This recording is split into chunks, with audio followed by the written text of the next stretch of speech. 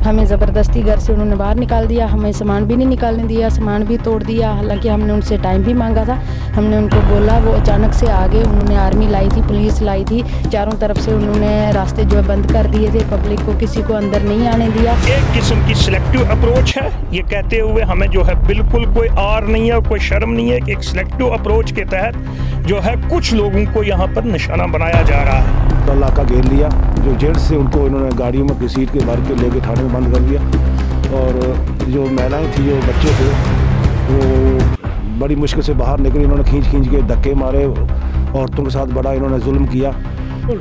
जिस जगह पे हम इस वक्त खड़े हैं, ये रूपनगर का इलाका है, जहाँ पर जेडीए ने अभी 2 दिन पहले यहाँ पर 8 से 10 मकानों को मुनहदम किया था, डिमोलिश किया था। उनका ये दावा था कि ये सारे जो मकान बनाए गए थे, ये सरकारी लैंड में मकान बनाए गए, और उसके बाद उन्होंने यहाँ पर मैन एंड मशीनरी को डिप्लॉय कर दिया, जो अचानक से यहाँ पर आ गए। ये लोगों का कहना है कि वो अचानक आ गए, कोई नोटिस नहीं दी गई इन लोगों को। सुबह 9 बजे के करीब जब वो यहाँ पर आ गए, तो उन्होंने यहाँ पर इस वक्त तोड़ फोड़ करनी शुरू कर दी। इनका ये दावा था कि जो यहाँ पर जो ये इस वक्त ड्राइव चला गया, ये कम्युनिटी को टारगेट करने के लिए चलाया गया, एक मखसूस कम्युनिटी को सिलेक्टिव टारगेटिंग थी ये जेडीए की तरफ से। और उनका ये कहना है कि अगर इस तरह का ड्राइव नहीं रोका गया, तो आने वाले वक्त में उनको पूरे कश्मीर से लेकर जम्मू तक हर जगह पे प्रोटेस्ट करेंगे, ताकि इस कम्युनिटी को इस ड्राइव से बचाया जा सके और इनके हकूक़ को न छीना जाए। इनका ये कहना है कि ये ज़मीन पे 1947 से पहले काबिज़ है, यहाँ पर रह रहे थे। हालांकि इनके पास कुछ डॉक्यूमेंट से बिल की इंतकाल नहीं है, रजिस्ट्रेशन नहीं है पूरी तरह से, लेकिन इनके कुछ डॉक्यूमेंट्स हैं इनके पास, जिनकी बुनियाद पर इन्होंने ये कोर्ट में केस लिया था, और वहाँ पर अभी इसकी सुनवाई चल रही थी। सर, आपका नाम? नूर अली चौधरी। नूर अली चौधरी साहब, आप मुझे बताइए, ये जो यहाँ पर ये जो हालात बने, क्या हुआ उस दिन, क्या हुआ?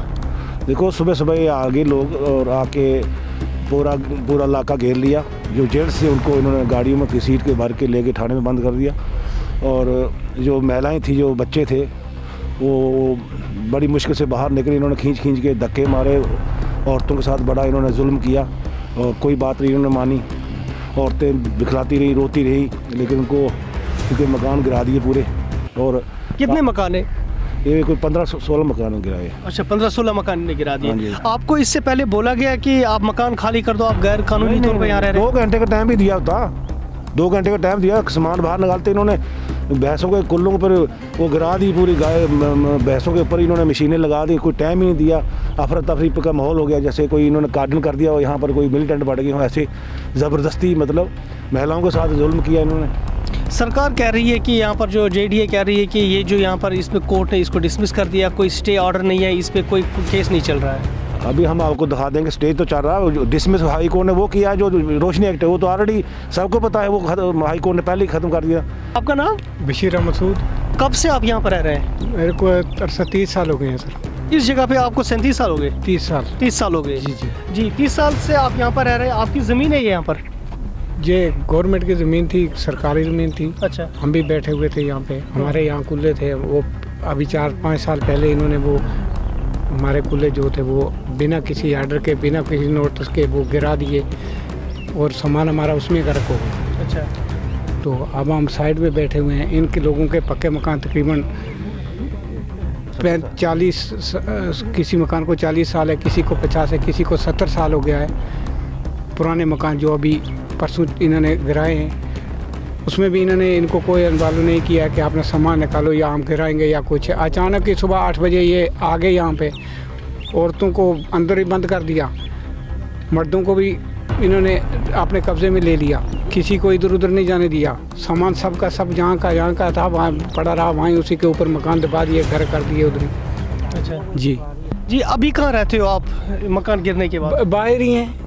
अच्छा, बाहर ही हैं, खुले आसमान में। खुले आसमान में आप देख लेंगे। हम कुछ लोगों से और बात करना चाहेंगे। यहाँ पर कुछ औरतें भी हैं जो बच्चों को लेके यहाँ पर बाहर बैठी है। इनका कहना है कि रात भर ये बाहर बैठी है क्योंकि इनके पास अब सर छुपाने के लिए कोई जगह नहीं है। आमा जी बात करेंगे? आपका नाम क्या है? परवीन अख्तर। परवीना जी, आप मुझे बताइए, आप कहाँ रहे रात को? हम रात को बाहर रहे हैं सर। अच्छा, क्योंकि हमारे जो मकान थे वो तो इन्होंने गिरा दिए हैं जेडीए ने। तो हमारे पास कोई सामान नहीं है, मकान नहीं है, कोई जगह नहीं है रहने के लिए। जो ज़मीन है उस पर वो कब्ज़ा कर रहे हैं। हमें ज़बरदस्ती घर से उन्होंने बाहर निकाल दिया, हमें सामान भी नहीं निकालने दिया, सामान भी तोड़ दिया। हालांकि हमने उनसे टाइम भी मांगा था, हमने उनको बोला, वो अचानक से आ गए। उन्होंने आर्मी लाई थी, पुलिस लाई थी, चारों तरफ से उन्होंने रास्ते जो है बंद कर दिए थे, पब्लिक को किसी को अंदर नहीं आने दिया।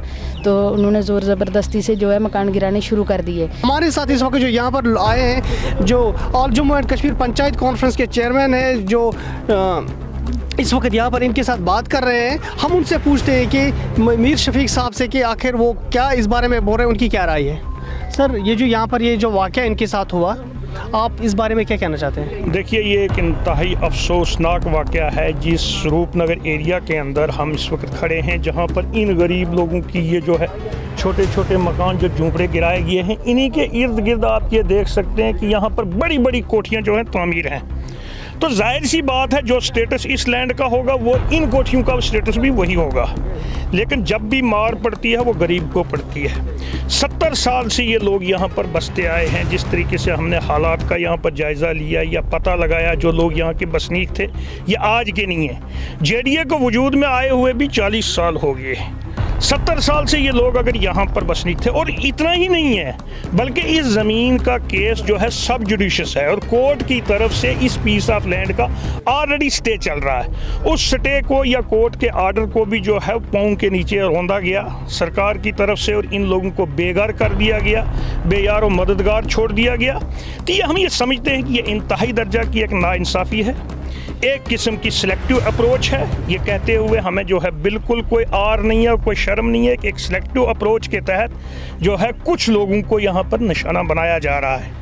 हम एलजी इंतज़ामिया से ये मुतालबा करते हैं, हम उनसे अपील करते हैं, इससे पहले कि इन लोगों को आपने अगर उजाड़ना था तो इनके घर की रहाइश का पहले बंदोबस्त करना था।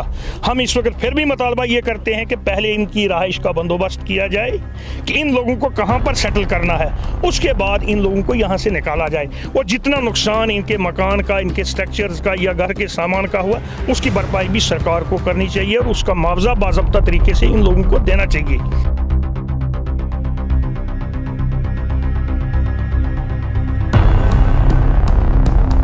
आरजी सरकार गरीबों के साथ, गरीबों के साथ।